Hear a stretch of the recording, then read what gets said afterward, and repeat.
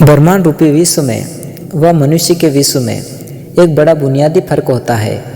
इसको समझने के लिए इस ब्रह्मांड रूपी विश्व के ढांचे की ओर नज़र घुमाकर देखने पर तो उसमें बुनियादी रूप से समय व उसके कारण फैला स्पेस प्रमुख है।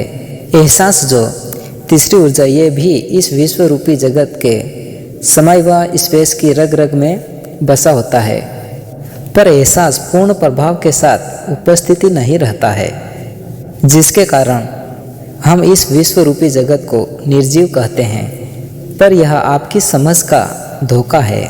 ब्रह्मांड रूपी विश्व में हर एक पार्टिकल व छोटे छोटे कण में जान होती है। इसको हम वैज्ञानिक आधार से समझने की कोशिश करते हैं। इस ब्रह्मांड का एक छोटा सा पदार्थ लेते हैं, अनेक टुकड़े कर लेते हैं। एक टुकड़ा इतना छोटा कर लेते हैं कि अब उसको दोबारा काटा नहीं जा सकता है।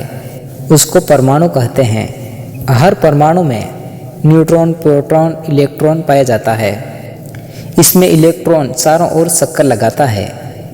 न्यूट्रॉन, प्रोटॉन की अब आप अच्छे से समझ ही गए होंगे कि इस विश्व के हर एक कण में जान होती है। अब हम वैज्ञानिक जगत में हैं तो इसे समझने में कोई दिक्कत नहीं हो सकती है, पर जब इस जगत में मनुष्य का आगमन हुआ तब यह समझना मुमकिन नहीं था। इस ब्रह्मांड में कोई कण मिटाया नहीं जा सकता है व कोई कण पैदा नहीं किया जा सकता है, पर उसमें एहसास की शक्ति धीरे धीरे बढ़ती चली जाती है। अब हम निर्जीव से जीवों का कैसे विस्तार हुआ यह समझ लेते हैं। किसी भी निर्जीव स्पेस में चेतना का विकास होकर उसके कुछ कणों में जान आती है, जिन्हें शुरुआती तौर में आप बैक्टीरिया कह सकते हो।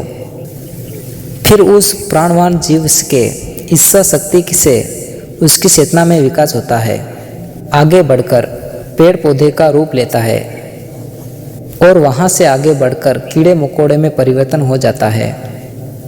उसकी भी इच्छा शक्ति से उसमें जानवर तक का सफर तय करता है। चेतना उन सभी क्रिया में पूर्ण एहसास नहीं रहता है, जिसके कारण हम विष का जीव कह सकते हैं, क्योंकि वह जीव पूर्ण एहसास नहीं कर सकता है।